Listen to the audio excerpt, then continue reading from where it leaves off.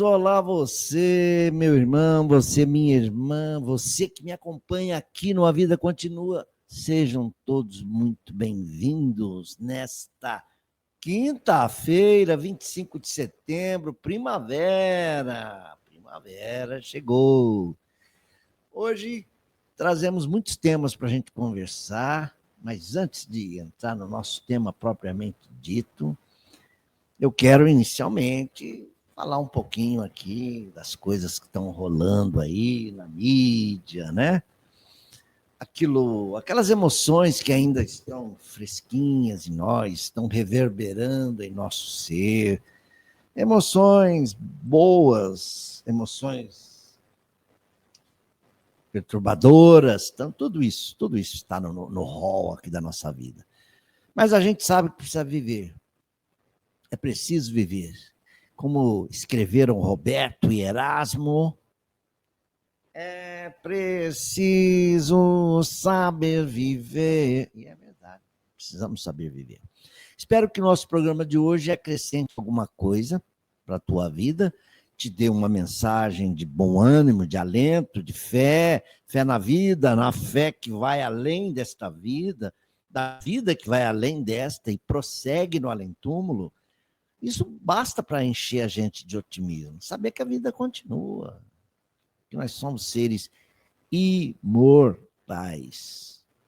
Muito bem, eu quero começar agora já dizendo que hoje, 25, o Globoplay vai estrear um documentário sobre Chico Anísio.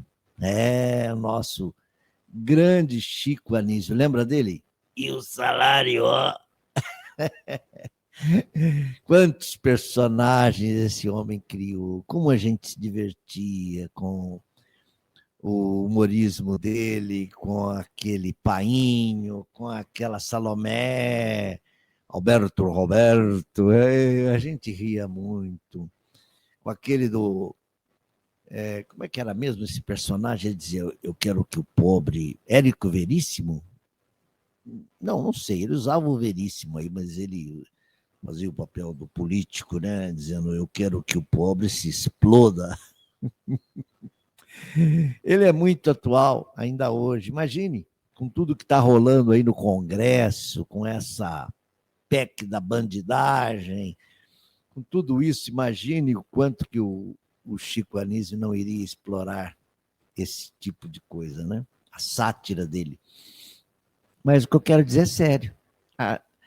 Embora ninguém saiba, Chico Anísio conviveu com a depressão muito tempo. Quem conta isso é o filho dele, Bruno Mazeu, que dirige o documentário que estreia hoje no Netflix. Bruno Mazeu esteve aí na televisão falando do documentário e contou que o pai carregava com ele essa melancolia, essa sombra, essa coisa interior. Os psiquiatras conseguem lá regular com um remedinho aqui, um remedinho lá, um pouco mais de hormônio da alegria, e vai levando ao paciente. Ele vive com aquela coisa, peito sufocando. É muito triste a depressão. E Deus permita que ninguém vá ao suicídio pela depressão, que é uma das portas. Tive amigos que numa crise depressiva saltaram de uma janela do 8º andar. A gente não fala muito dos casos de suicídio, porque estamos no Setembro Amarelo ainda, né? O suicídio parece que quanto mais fala, mais nós empolgamos a pessoa com a ideia. Eu estou aqui para falar o contrário, que a morte não resolve. Ao contrário, ela agrava os nossos problemas. É preferível enfrentá-los de frente. Haja o que houver, vamos viver. Como diria Ivone do Amaral Pereira, a médium, que na última existência escreveu muito para e sobre os suicidas, é porque ela mesma fora uma suicida em reencarnação anterior. E ela diz, suicídio nunca, confiança sempre, esperança sempre. Então está aí nossa mensagem, aos amigos que estão nos assistindo e também uma palavra aqui de alerta, de alento. Se você está deprê, down, cabisbaixo, lembre-se,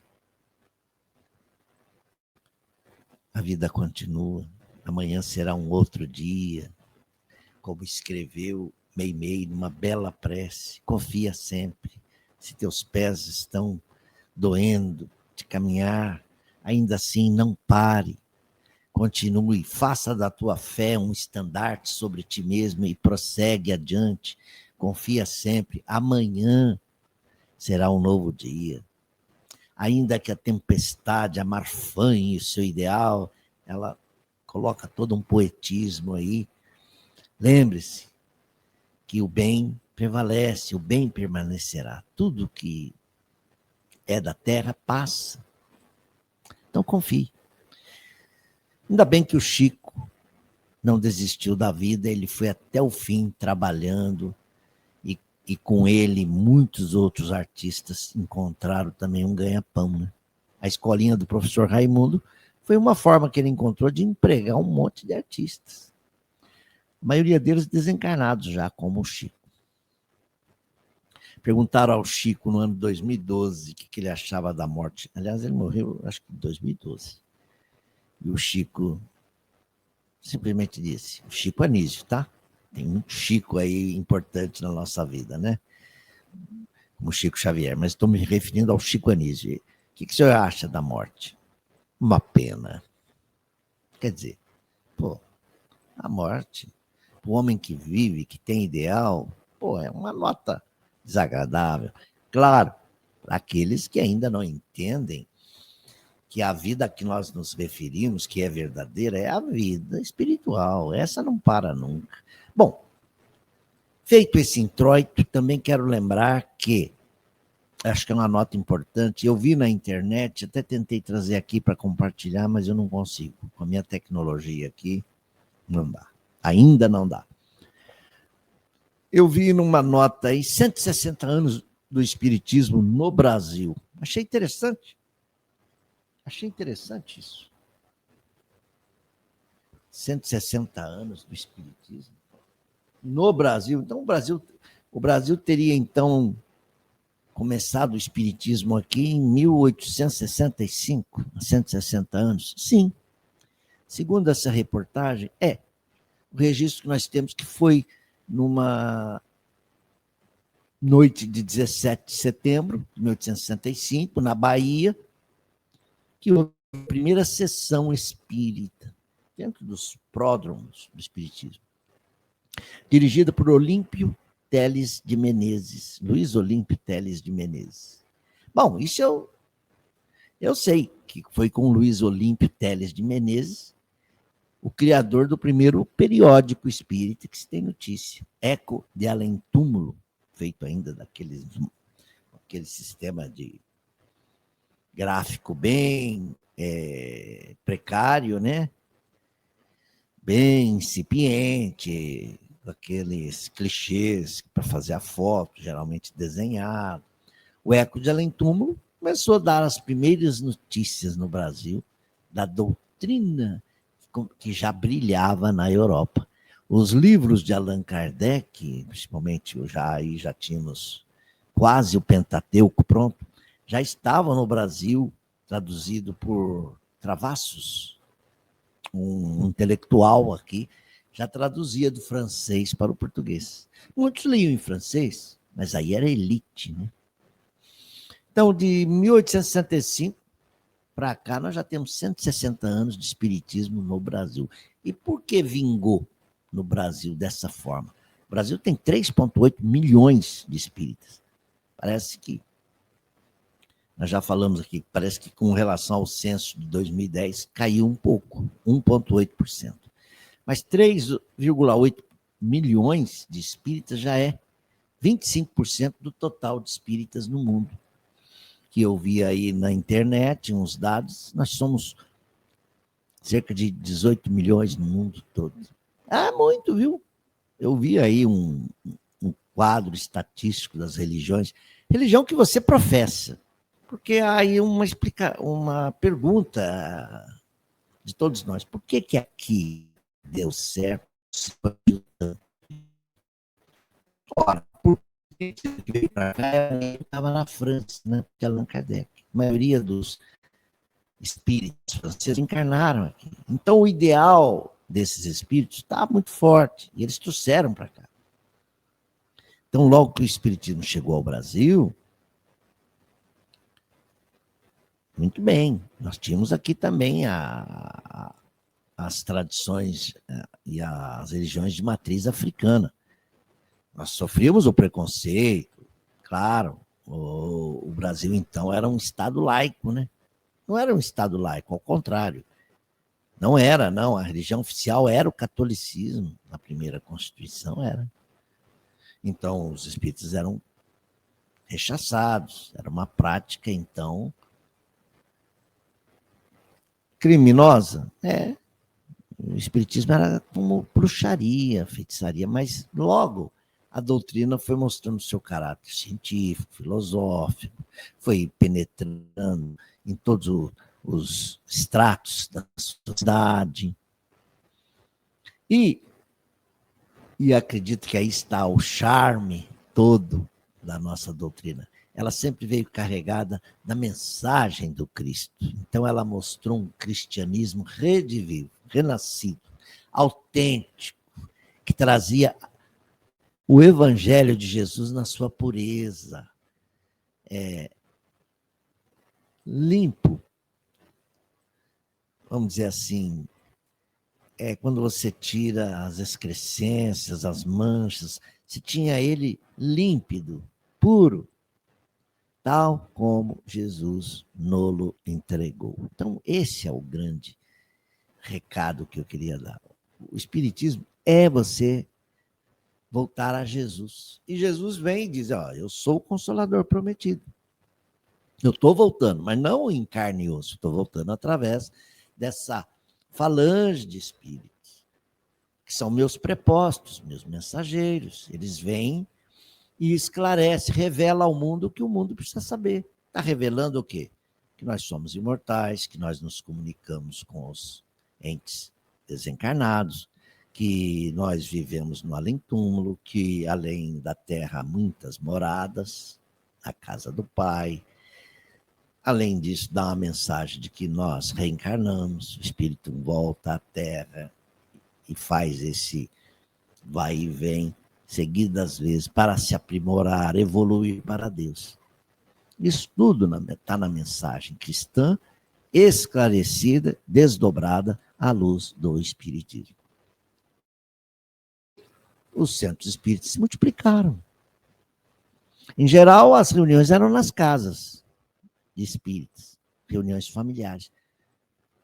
Mas aí, seguindo uma orientação kardeciana, não.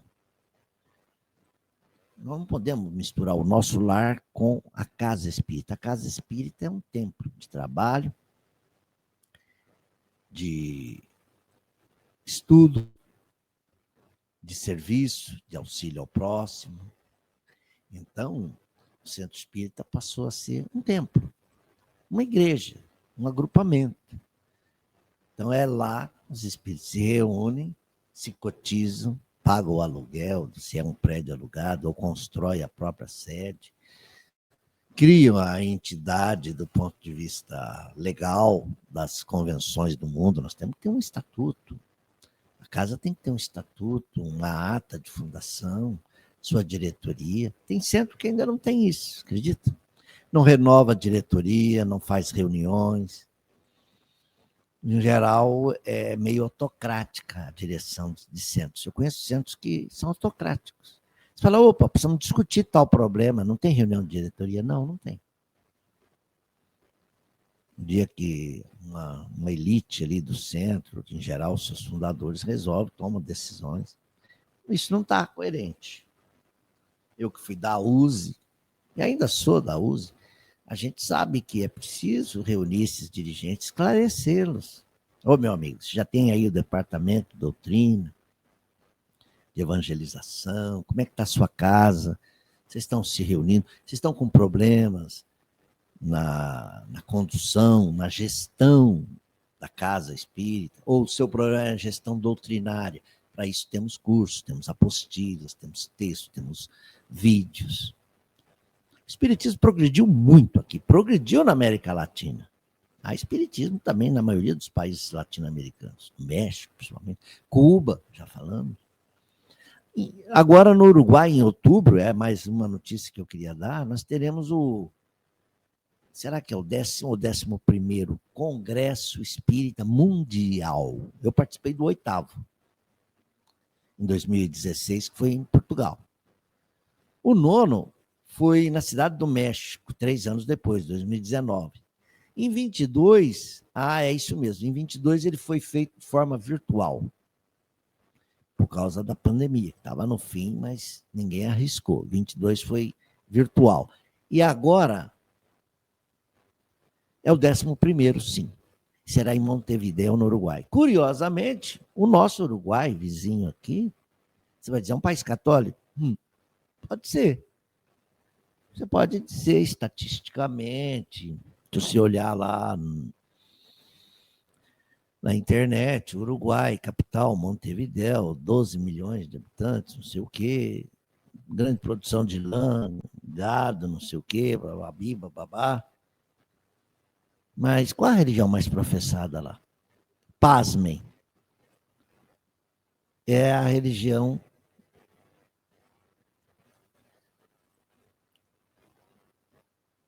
eu vou dizer espírita? Não. Mas ali são os não religiosos. A maioria é de não religiosos. Tem a religião católica como fachada, mas não se professa a religião. Talvez por isso o espiritismo seja lá uma ilha. Eu conheci alguns espíritas do Uruguai no congresso, no encontro da FEB no Paraná, eles estavam lá representando o Uruguai. Então é curioso também que a República Tcheca é um dos países mais ateus do globo.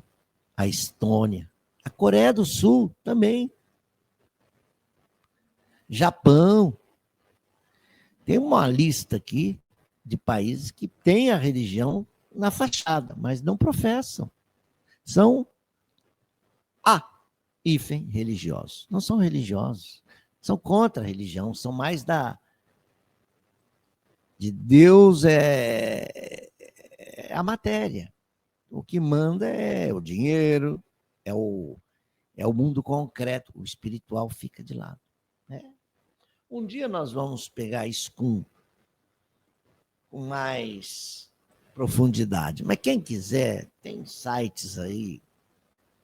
Põe lá as maiores religiões do mundo. Você vai encontrar um estudioso aí que, nossa, ele faz várias abordagens. Ele analisa as religiões por tamanho, por história, depois por estatísticas recentes.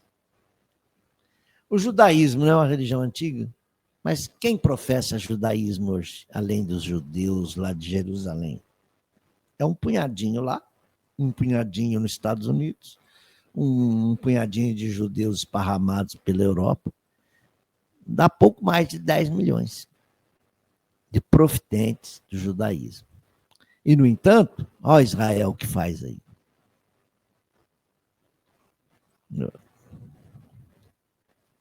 Em nome desse Deus único, guerreiro, que não aceitou ainda Jesus como Messias, estão esperando o Messias, estão no ano 5000, desde lá de Moisés, eles continuam até hoje.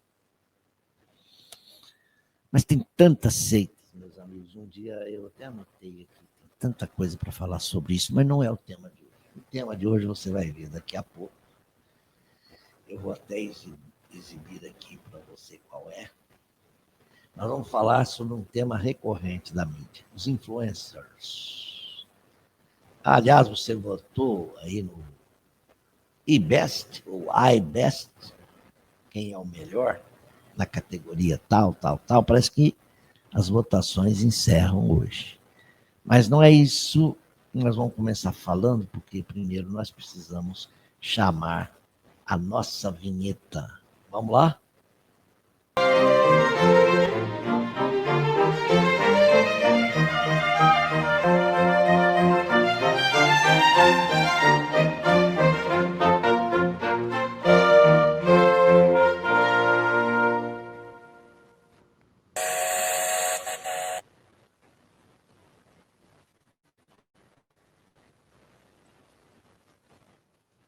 Aí foi a nossa vinheta.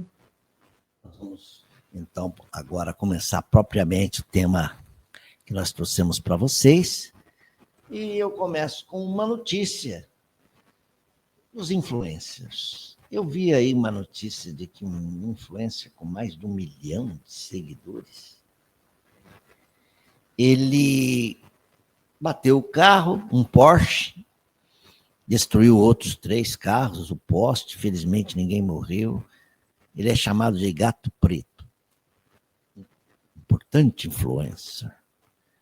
E ele confessou, olha, eu estava com muita cocaína na corrente sanguínea, eu tinha tomado muito álcool e outras drogas. Então, que tipo de influência é esse? Eu pergunto, que tipo de influência é esse, gente? Ai, ai. Eu ia até mostrar aqui uns slides, não sei se eu mostro. Viu? Acho que eu não vou mostrar, não. Quero falar sobre influencers. Essa palavra ganhou força agora com o mundo digital, né? Eu sou um influencer, de alguma forma sou, um formador de opinião pública. Tenho um programa na plataforma YouTube, defendo ideias a alguns seguidores aí que gostam de me ouvir. Mas todo mundo, em tese, é um influencer. Você não tem seguidores teus no Instagram, no X, que é o antigo Twitter, em outras plataformas aí, eu vejo. Siga fulano, fulano parou de te seguir, fulano está te seguindo. No Facebook eu vejo pessoas que fazem um prato novo, fotografa, publica no YouTube. Eu vejo crianças, isso agora deve mudar, né? Com o projeto aí de contra a adultização, que regula a internet. Eu gostei de ver o Lula falar sobre isso no seu discurso na ONU. É preciso disciplinar o uso da internet. Eu vejo crianças usadas como garotos propaganda. Crianças também sendo usadas aí para campanhas sociais que a gente não pode apostar que são autênticas. Você fica com medo. Aparece uma criança e vem uma voz aplicada ali por inteligência artificial e diz: eu sou Sofia, eu tenho câncer, eu tenho tantos anos de vida apenas, e eu vim pedir que você colabore para que eu possa viver. Oh, mas não é assim que se usa as crianças. Uma criança doente, se põe ela na televisão para dizer um discurso assim. A criança, o que a criança pensa da doença dela? Pense, se coloque no lugar dela. Ela faria isso como criança? Gente, eu estou doente, eu sou Sofia, eu tenho câncer, quero tua ajuda. A criança quer brincar. Então, o adulto usar a criança. Bom, mas eu tenho visto influencers de todo tipo. Os bons influencers. Eu mesmo votei no iBest, ou iBest, eu não sei como é que estão pronunciando, na categoria de influenciador de política, categoria de jornalismo. Eu tenho os meus gurus, entre aspas, aqueles que eu olho e falo, puxa, gosto do que ele pensa, acho que ele está me ajudando com as suas ideias. Ele me instrui, ele me traz coisas boas, eu sigo os passos dele. Então, eu estou lúcido para seguir uma pessoa lúcida, de bom senso. Mas a história tem feito aí ídolos de barro, né? Nós temos grandes monstros da história aí que fizeram um discurso eloquente, atraíram milhares, milhões de adeptos e levaram esses milhões para o buraco. Aquele homem do bigodinho lá em Munique, que escreveu Mein Kampf, começou com um discurso de nacionalista, nazismo. E que quem não é alemão não serve, uma ideologia de raça pura, eugenia, os bem-nascidos, começou então a excluir o imigrante, o diferente, começou a destruir uma etnia diferente da alemã, caucasiana, o tipo alemão, como é que é? O ariano? Olhos azuis, cabelo louro. Se não fosse assim, perseguiu os judeus, levou para o Holocausto. Não tivemos líderes assim também? Na antiga União Soviética? Quem foi Stalin? Stalin levou o comunismo com mão de ferro. Quantos ele matou? Quantos ele mandou lá para os gulags, lá para a Sibéria? Bom, eu quero dizer, preste atenção em quem você segue. Seu líder religioso é bom? Tem líder religioso que não é bom. Aliás, de líder religioso, de religioso não tem nada. Às vezes é um tremendo de um charlatão, explorador da fé alheia. Maus médiuns que mistificam. Dizem que são os espíritos que estão falando para ele, mas não há espírito nenhum, é ele mesmo. E quando há espíritos, e há muitas vezes, é um espírito mistificador também. Então é uma dupla. Médium e o espírito são mistificadores. Enganam, trapaceiam. Nós não tivemos tantos casos aí de pastores que foram presos porque abusavam dos seus fiéis, ou enriqueceram-se ilicitamente cobrando dos seus fiéis. Ai, meu Deus. Nós não temos líderes também de Araque, que você segue porque ele é rico, ele é milionário, então você começa a fazer o que ele faz. Ah, ele ficou rico assim, eu vou segui-lo. Meu Deus. Trabalhe. A única palavra que vem no dicionário antes do sucesso, que vem depois de sucesso, é trabalho.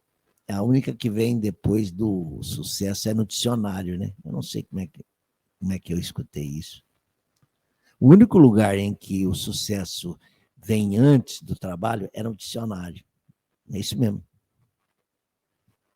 Que vai seguindo lá, S, sucesso. Depois vem as palavras com a letra T. Isso é dizendo que sem trabalho não tem progresso. Sin laboro ne venas ouro, falando em Esperanto. Sem trabalho não vem o ouro, o dinheiro. Ficar rico é pecado? Não. Você pode ficar rico e faça bom uso da sua fortuna. Empregai-a com sabedoria. O emprego das riquezas está no Evangelho, lá no capítulo. Servir a Deus e a Mamon. Você pode ser um rico bom e fazer da riqueza progresso geral. Mas, em geral, a prova da riqueza tem feito muitas vítimas. Eu queria dizer também que influencers, nós podemos tomar isso como obsessores modernos da modernidade. Você sente uma influência, você é influenciado. Claro, o influencer que nós estamos falando é um trabalho sistemático. Alguém faz, você se encanta, se deixa fascinar cegamente. Se nós temos que seguir alguém, é Jesus, gente. No sentido de um modelo de retidão, de virtude. Quando Jesus fala, eu sou o caminho, a verdade, a vida, eu te dou a minha paz, procure viver nesse modelo. Não é ser um beato, não. Não é abdicar da vida, mas é viver com inteligência, com sabedoria.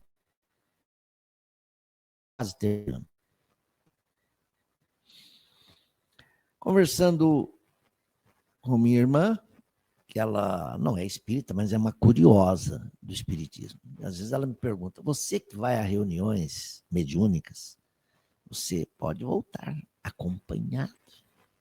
desses espíritos que comparecem à reunião. Falei, olha, você está falando como uma espírita já, hein? Pois eu lhe digo, minha irmã, que para você adquirir uma companhia indesejável, não precisa ir ao centro espírita. Basta você agasalhar pensamentos ruins que você logo vai atrair aqueles que se afinam com essas ideias. Você vai num bar, fica lá tomando uma cerveja o dia inteiro, falando da vida alheia e enchendo a cara.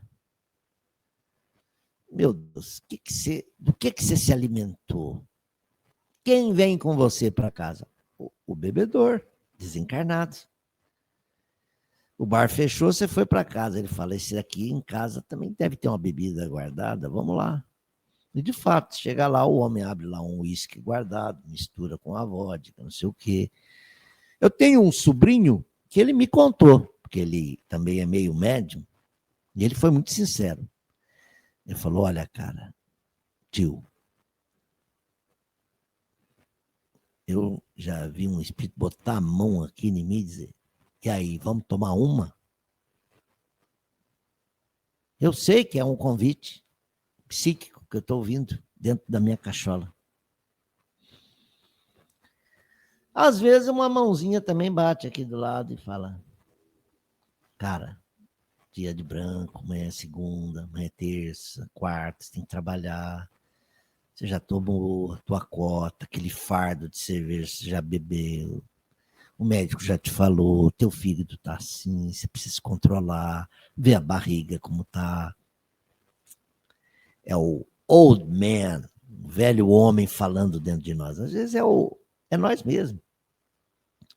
A nossa consciência nos avisando. Às vezes não, às vezes é um bom amigo espiritual, que nós todos temos um, está dizendo, meu filho, olha aí, você precisa se cuidar, o corpo é uma máquina, você tem que cuidar dele, do corpo. É que nem automóvel, né? O automóvel está indo bem, de repente, vela, cabo de vela, não sei o quê, alternador. Esses dias o carro parou no meio do caminho. Daí eu falei, uma hora você, a mão, o peito, para vocês aparece tudo invertido, né? Vou pôr ao contrário. O peito começa a doer, o braço, respiração. Você pode estar pré-infartado e pode desencarnar por infarto fulminante. Às vezes um AVC te derruba, se não mata, te põe de cama numa vida vegetativa. Então, enquanto estás lúcido, saudável, trabalhe no bem.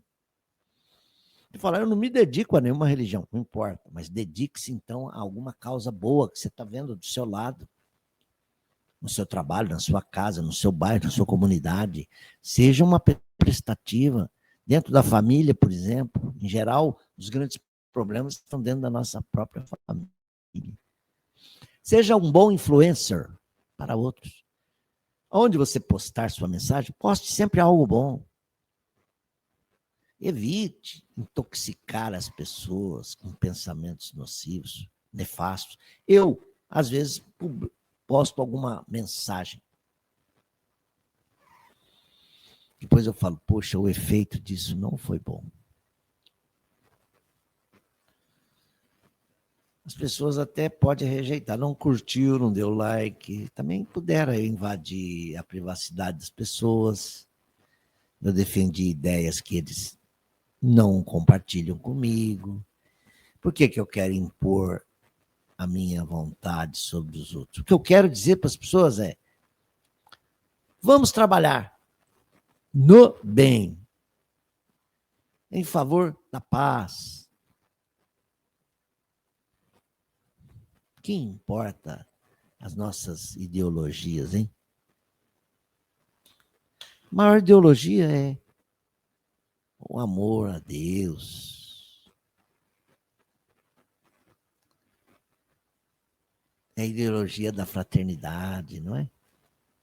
Você fala, pô, mas eu não suportei fulano, mas eu não preciso externar esse parecer. Não vamos jogar pedras em ninguém. Eu tenho um amigo que diz, olha, quando alguém atira pedra em você, você abaixa, a pedra passa. Você fala, mas como disse a minha irmã, você vai ao centro, você pode voltar contaminado. Então é assim. Você vai fazer o bem, volta prejudicado. Então, não vou fazer o bem para ninguém. Eu vou ao centro, converso com as entidades que lá se apresentam. Nem todas estão equilibradas. Algumas chegam em situação de conflito, dramas pessoais, revoltadas, e a gente tem que conversar com elas, espalhar o nosso amor, nosso afeto, nosso otimismo, tirá-la daquela situação de penúria. Então você acaba de fazer isso, vai para casa e vai em uma situação pior do que foi? Não. Quando você fizer o bem, seja a encarnados ou desencarnados, o bem volta para você. O bem é uma coisa boa, que espalha luz, te protege. O bem é um advogado que você tem em toda parte. Então você volta para casa, vigilante no pensamento. Pode ter certeza que a proteção de Deus está sobre nós, em todos os lugares. Desde que nós estejamos com Deus, Deus está conosco. Agora, se eu vou ao centro, visto uma carapuça, me finjo de bom, saio de lá e a minha conduta é totalmente contrária à da que eu vivi lá como espírita, então, de fato, sou uma farsa. Eu sou uma mentira. Então, os espíritos olham e falam, esse aí de religioso não tem nada, é um pseudo-moralista. Veja, aqui ele põe essa cara de santinho, lá fora é o que ele está fazendo. Então, não adianta. Diga-me com quem andas, eu te direi quem és. Diga-me quem és, eu te direi com quem andas. Então, gente, muito cuidado com os bruxos da internet, os falsos gurus que aí estão, apregoando isso e aquilo. E as propagandas, então, perniciosas. Vem para a Bet. Quantas empresas de bet, de aposta estão aí? E lá no finzinho falar, olha, mas aposte com moderação, não, com equilíbrio, cuidado. As pessoas estão morrendo, se endividando nas bets e depois se matam. Ou roubam de alguém para pagar uma dívida e depois se matam. E segundo já me contaram, as bets são assim, você ganha a primeira, depois começa a perder. Fujamos, então, desses falsos gurus, esses ídolos de barro que aparecem fazendo propaganda, discursos. Você fala, eu vou com ele. Vá. Ele cai no buraco, você cai junto. Não tem aí um monte de gente que foi enleada como gado. Vida de gado. Foram parar onde? Terminando por hoje, claro, vamos terminar cantando. Eu comecei cantando Torna Sorriento, que eu não tenho a letra toda, mas eu canto um pedacinho da minha adaptação para essa linda música italiana. E com isso eu termino nossa live de hoje. Vamos lá? Elevemos uma prece ao eterno Criador. O caminho ele oferece, é Jesus o Salvador. Elevemos uma prece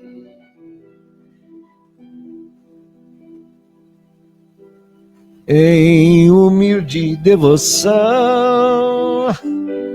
de Jesus não se esquece, vive em nosso coração. Há 2000 anos passados, ele ao mundo anunciou para guiar a humanidade. Vira o Consolador. A doutrina de Kardec o Evangelho restaurou em espírito e verdade, como Cristo ensinou. Com a fé,